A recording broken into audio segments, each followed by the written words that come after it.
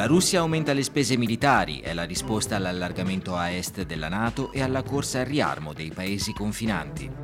Perseguitati a più riprese da Mosca, i tatari continuano ad abbandonare la Crimea, una comunità contraria all'annessione russa. In Montenegro nuove manifestazioni contro il governo, proteste anche per la condanna di 2 oppositori per il tentato colpo di Stato di 3 anni fa. Riappacificazione e stabilità per i Balcani, l'obiettivo della macroregione adriatico-ionica che punta a rilanciare pesca, turismo e trasporti. L'iniziativa centroeuropea compie 30 anni, il lavoro per rafforzare l'integrazione tra gli Stati membri attraverso progetti di sviluppo sostenibile.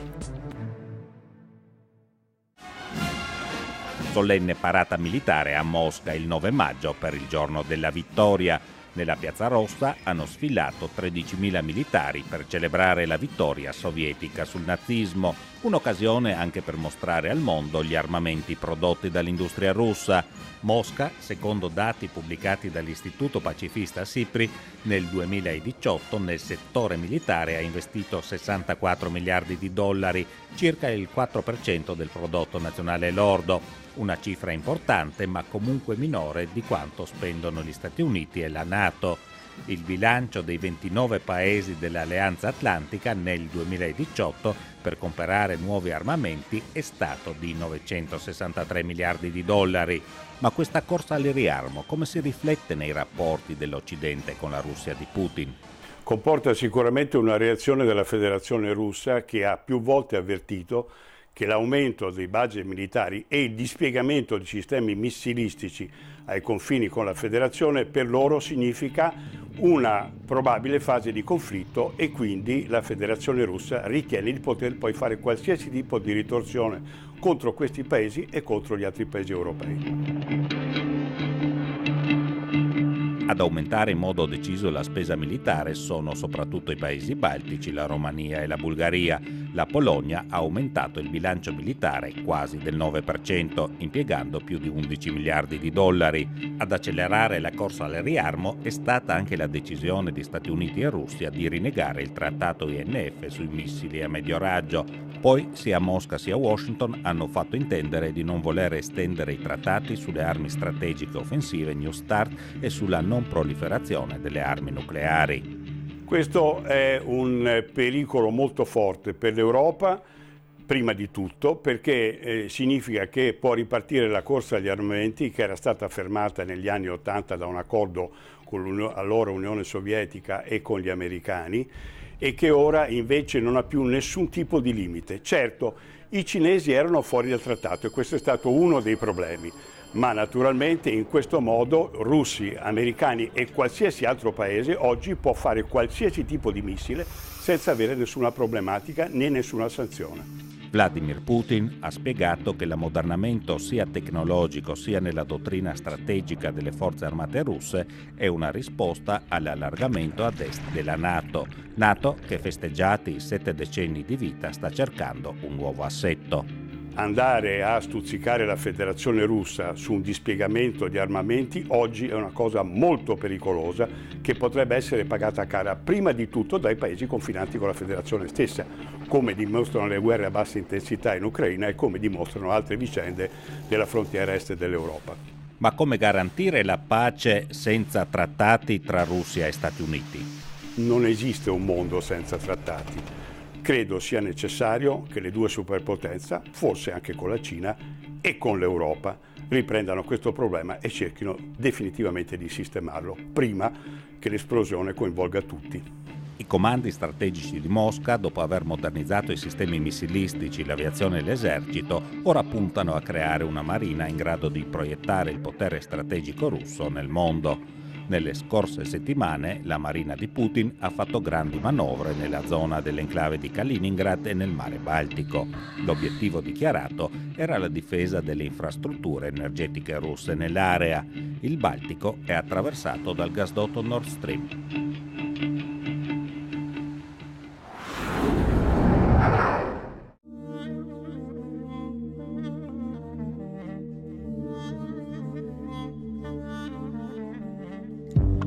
Strangers are coming,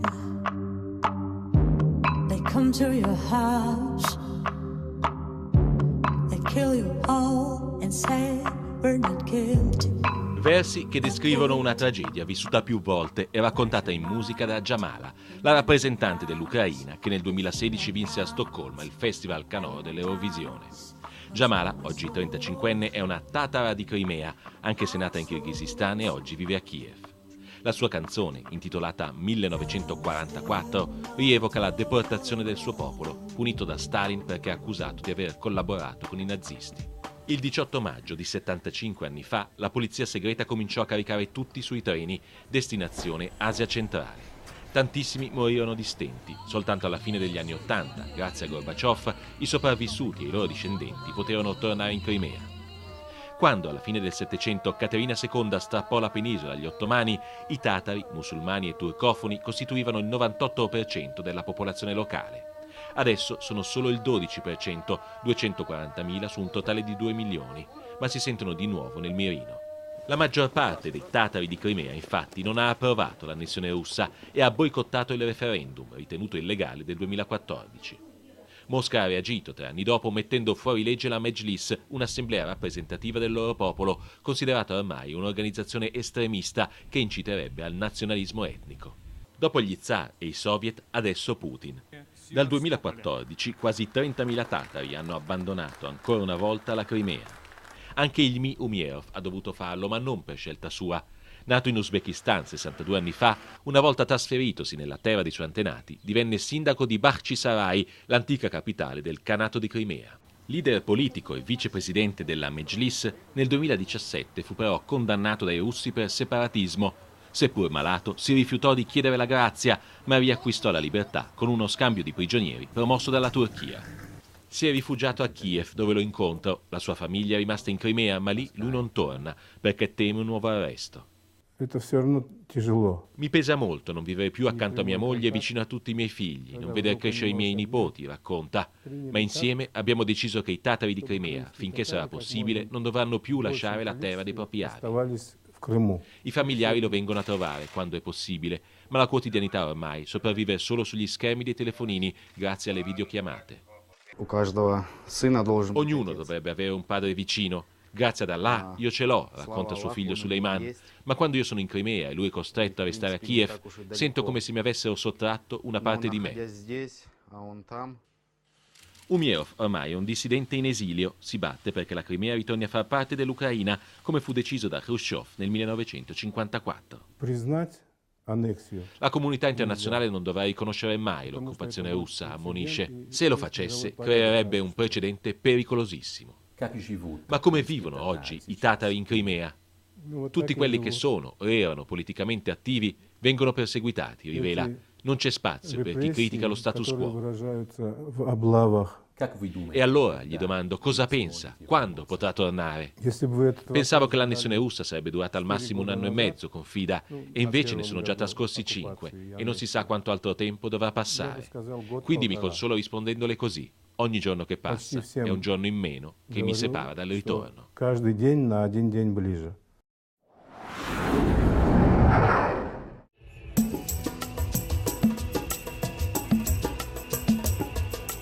Oduprise, Resisti è il movimento che da febbraio scuote il Montenegro con manifestazioni settimanali che attraversano la capitale Podgorica. Partito dalla società civile, ha riunito tutti i partiti di opposizione che hanno firmato un accordo per un governo di unità nazionale che possa porre fine al trentennale potere del presidente Milo Đukanović. Accanto alla parola d'ordine, resistenza, c'è un numero, 97.000. Indica la cifra della mazzetta passata dal miliardario Duško Knežević all'allora sindaco della capitale, Slavoljub Stjepović, del partito del presidente, DPS. Il video ha toccato un nervo scoperto nel pubblico montenegrino, indignato per le ricorrenti accuse di corruzione che coinvolgono i più alti livelli della politica. Knežević, quello che passa la mazzetta, ha dichiarato che finanzia illegalmente il partito di Đukanović da 25 anni. Il Centro per il giornalismo investigativo del Montenegro ha cominciato a pubblicare inchieste che partono dalle sue accuse. Duško Knežević è uno dei principali imprenditori del Montenegro ed è un insider. Dopo essere entrato in conflitto con i vertici della politica del paese, ha cominciato a svelare documenti e dettagli su molti episodi di corruzione. I dimostranti marciano urlando Milo ladro. Per loro è il presidente il principale responsabile del clima di corruzione nel paese. Lui si difende contrattaccando, le donazioni erano tutte regolari, afferma, e querela sia Knežević che il quotidiano di opposizione Viesti, reo di aver pubblicato un'intervista dal titolo Io, Đukanović e un sacco pieno di soldi.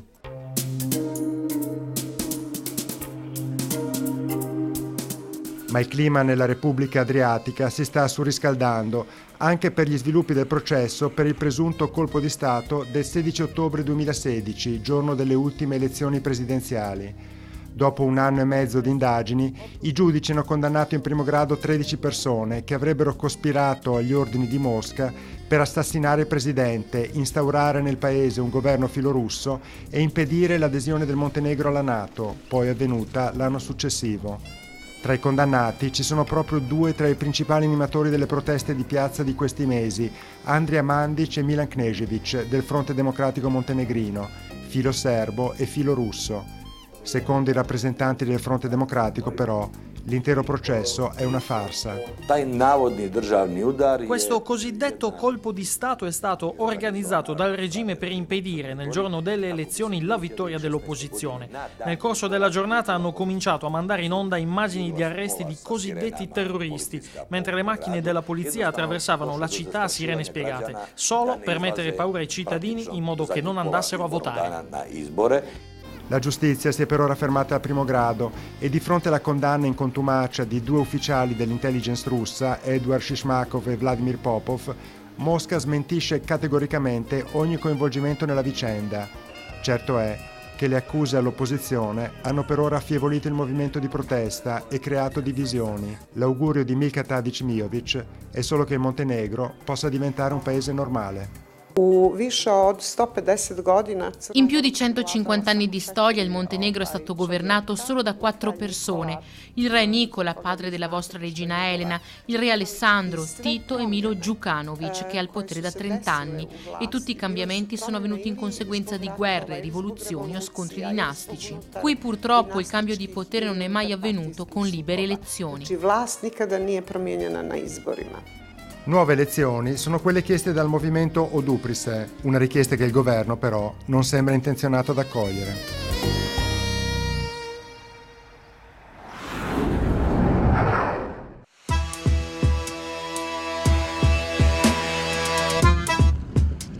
Favorire la coesione e lo sviluppo nei territori costieri e nei paesi dell'entroterra dei Balcani occidentali è lo spirito della strategia dell'UE per la macroregione adriatico-ionica, attraverso la condivisione di finanziamenti per progetti mirati su turismo, ambiente, risorse marittime, reti energetiche e di trasporto. Si punta così a favorire l'ingresso nell'Unione Europea di Serbia, Bosnia, Albania, Montenegro e a breve anche Macedonia del Nord, oltre a San Marino. A lavorare assieme in questo processo di crescita e adesione i territori locali e i governi nazionali di 4 paesi già membri dell'UE: Italia, Grecia, Slovenia e Croazia. Possiamo considerare Ionio e Adriatico come beni pubblici che possono portare benefici a tutti i paesi dell'area, anche quelli che non si affacciano direttamente sul mare, come la Serbia, perché sappiamo che ciò che viene prodotto in Serbia ha comunque un impatto sull'area dello Ionio e dell'Adriatico, e questa interconnessione tra tutti gli stati dell'Euroregione è proprio ciò che vogliamo per il bene comune di questa zona. I Balcani occidentali sono alle prese con un processo di pacificazione che in parte risente ancora delle ferite della guerra civile nella ex Jugoslavia.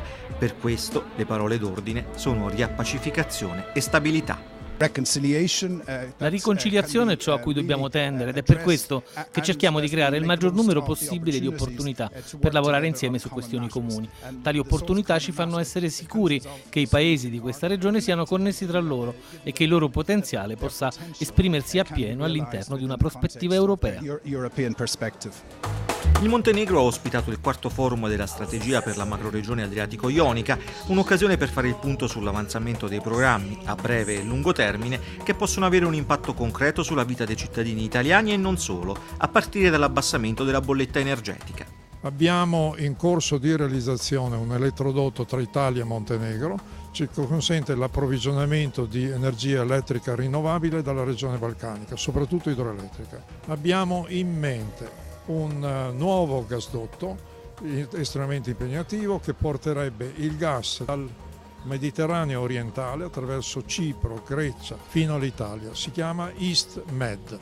Questo è un progetto che cambia l'approvvigionamento, la geografia dell'approvvigionamento dell'Italia e dell'Europa. Ci sono poi importanti opportunità negli altri 3 pilastri della strategia: pesca ed economia marittima, tutela dell'ambiente e sviluppo di un turismo sostenibile, settori su cui si innesta il programma Adrion, che conta su circa 100 milioni di euro disponibili anche per ricerca e innovazione tecnologica, ma lo scopo primario è quello di mettere in rete i fondi già assegnati ai diversi soggetti che lavorano sull'area adriatico-ionica e sui rispettivi entroterra. Ciò che ci unisce è più di ciò che ci divide. Il progetto Ainurec, che riunisce organizzazioni già esistenti come università, camere di commercio, Euroregione Adriatico-Ionica e le regioni che rappresentiamo, è focalizzato proprio sulla tenere assieme e amplificare il potenziale di ciò che ogni singola organizzazione farebbe comunque, ma con un effetto sinergico. Abbiamo diversi programmi, Italia-Croazia, Adrion, Italia-Albania-Montenegro. In questo momento abbiamo 2 progetti che stanno per partire sul turismo sostenibile e uno molto importante anche sulla possibilità di pulire il mare Adriatico dai rifiuti marini. Chiaramente queste sono precondizioni che servono poi agli operatori privati per fare i loro investimenti. Fare sistema tra le risorse a disposizione dell'Unione Europea, degli Stati e dei territori locali dei Balcani occidentali e dell'Adriatico è questa la strada da seguire per creare letteralmente un mare di opportunità.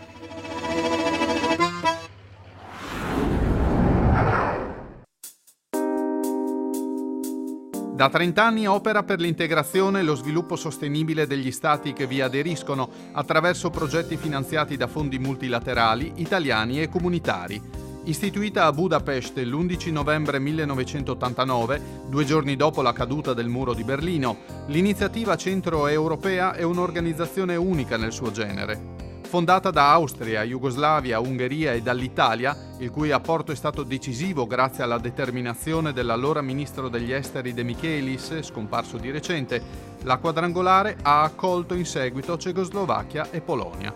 Ora sono 17 gli stati che fanno parte dell'INCE, di cui 9 membri dell'UE, 5 inclusi nelle prospettive di allargamento e 3 beneficiari di politiche di vicinato. Il segretariato esecutivo ha sede a Trieste ed è ospitato dalla regione Friuli Venezia Giulia, che ha avuto anche in passato un ruolo attivo per la nascita di questo organismo. Presidente di turno per l'anno in corso è l'Italia, che si propone tra l'altro di rafforzare il dialogo e la cooperazione tra i paesi che vi fanno parte. Se noi abbiamo una bellissima casa, ma i nostri vicini vivono in un posto dove francamente ci sono una serie di problemi, quei problemi diventano i nostri problemi. E quindi tutto quello che noi possiamo fare per fare in modo che quelli che stanno vicino a noi e quindi anche noi possiamo migliorare la nostra qualità di vita è, come dire, per noi una priorità. Un lavoro iniziato in periodi molto difficili per le diplomazie internazionali, culminati nella sanguinosa guerra che ha portato alla disgregazione della ex Jugoslavia. Tutti quei paesi, dei Balcani occidentali e anche più ad est che abbiamo visitato ci hanno rappresentato come grande importanza del lavoro che l'INCE ha fatto per loro, in momenti molto difficili, in momenti in cui esistevano problemi di carattere bellico, in momenti in cui altri paesi venivano in qualche modo considerati reietti, e quindi noi abbiamo cercato di mantenere sempre vivo il rapporto, di costruire quotidianamente relazioni migliori, e questo ci è riconosciuto in maniera molto significativa. La cooperazione tra i paesi dell'INCE avviene su progetti specifici che riguardano soprattutto l'ambiente, l'informazione, le minoranze, la scienza, la formazione, le infrastrutture, la cultura e la tecnologia. Attraverso il fondo istituito dall'Italia presso la Banca Europea per la Ricostruzione e lo Sviluppo sono stati finanziati oltre 180 studi di fattibilità per un valore complessivo di 28 milioni di euro. Beneficiari i paesi dei Balcani occidentali che non fanno ancora parte dell'Unione Europea, nonché Ucraina, Moldavia e Bielorussia. Ogni euro versato ha prodotto più di 200 euro di investimenti. Ad esempio nella Macedonia del Nord stiamo finanziando lo studio teso alla costruzione di un parco eolico a circa 130 chilometri dalla città di Skopje, la capitale. In Albania stiamo finanziando un altro studio per il rifacimento della linea ferroviaria tra le città di Durrës e di Tirana. In Bielorussia stiamo provvedendo ad assistere le piccole e medie imprese al fine di sbloccare dei microfinanziamenti per circa un totale di 18 milioni di euro in 3 anni. Nel passato la dimensione economica dell'INCE era molto attiva. Oggi vorremmo rilanciare questo terzo pilastro dell'organizzazione e ripristinare per esempio il foro economico a cui partecipavano tutti i nostri paesi in modo molto dinamico. Abbiamo anche in programma la creazione di un business club dove rappresentanti di aziende importanti potranno incontrarsi e scambiare idee, anche al fine di supportare una serie di attività specifiche dell'INCE. So we have a lot of ideas going forward.